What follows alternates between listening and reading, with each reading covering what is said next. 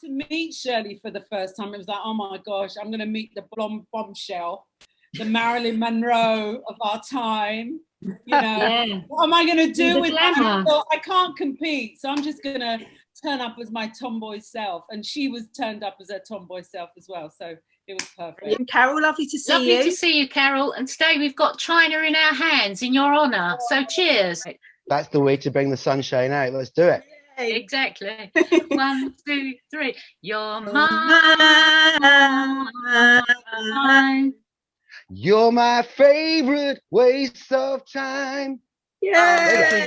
You know, it is a shame, I think, for the fans, but it wasn't of my doing. So, unfortunately, I was put in a position where I really did. You know, I can't do this anymore. I think you get to a point in life. Get a bit philosophical here. You get to a point in life, you just want to be happy. Yeah. You know, and music's about being happy, and I don't want to be in an environment where I'm looking over my shoulder. Fantastic to see you up there after all this time. It must have been emotional.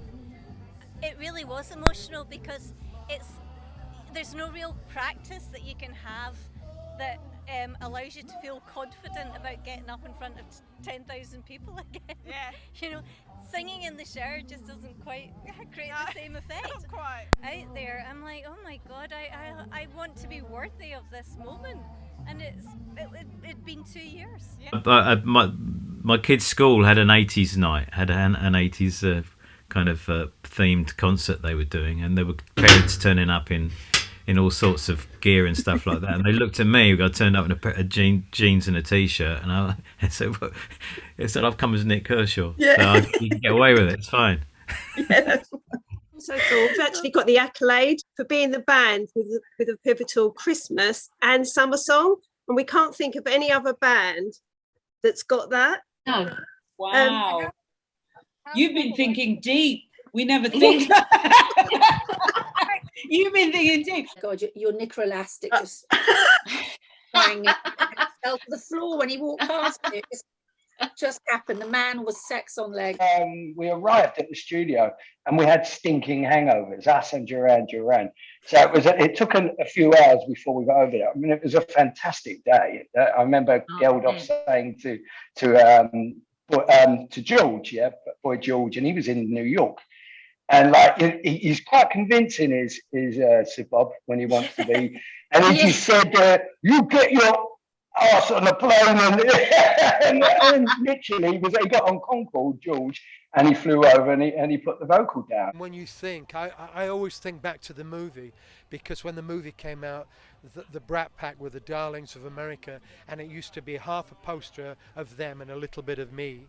Now it's me and a little bit. So it's funny how that song is, 30 odd years on, it's on the radio, it's part of people's lives, like you say. Some rivalry, absolutely, there was some rivalry, and I know it because I felt it. Are you still looking for Linda after all these years? Well, no, I'm not, because I want Linda to. She was in trouble when I met her, and I presume that she is all right, and that she was a cool enough, tough enough character that she hasn't made herself known to me, to my satisfaction. So I think she's too cool. She would be too cool to do that. So I think she's out there observing it all, thinking maybe on your deathbed, Pat. I'll let you know where I am and what I'm doing. Sat down on the wall, thinking I could sneak it out, but the wall made it reverberate. So it sort of went on the wall.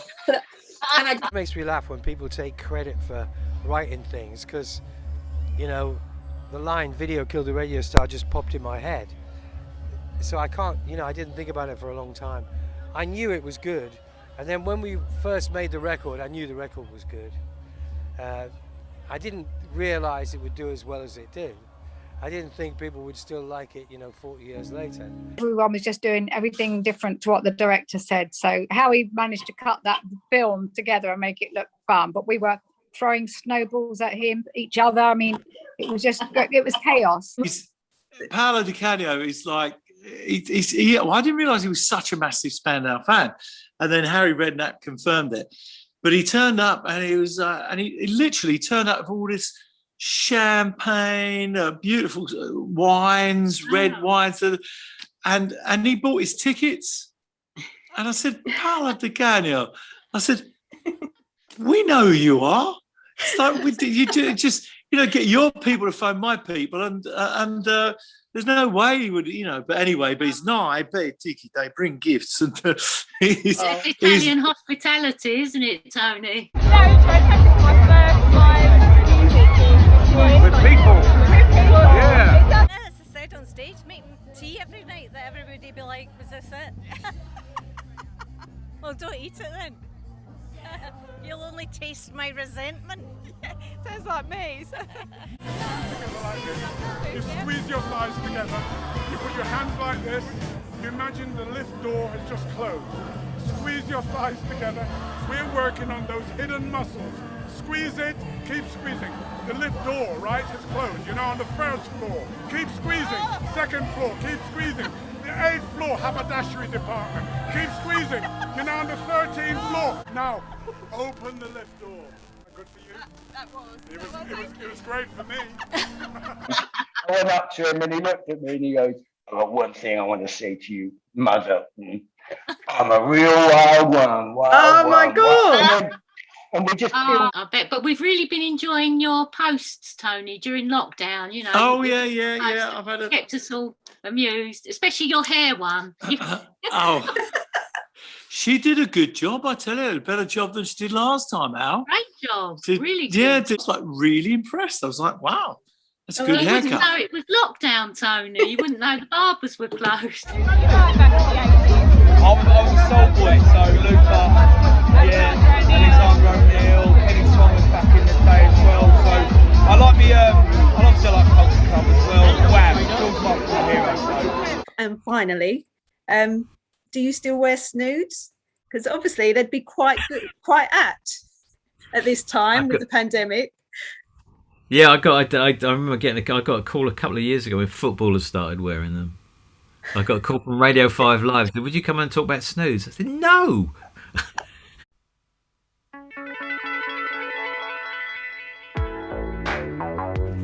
Hello to our Choose 80s followers. Here's to a long, hot summer.